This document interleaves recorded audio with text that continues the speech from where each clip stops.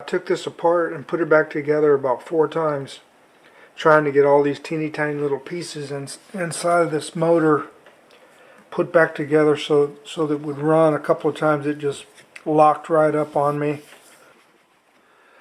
But once you're ready to reinstall the headlamp assembly, what I did was I just got the headlamp assembly put in there like this.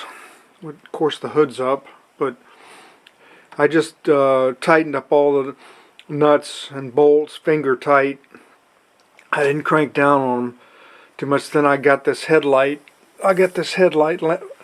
Lined up in here so it was even on all 4 sides, and then I kind of tightened in a diagonal, kind of like tightened one down here and one over here, here and here, and I just kept playing with it, making sure that it was going to stay lined up.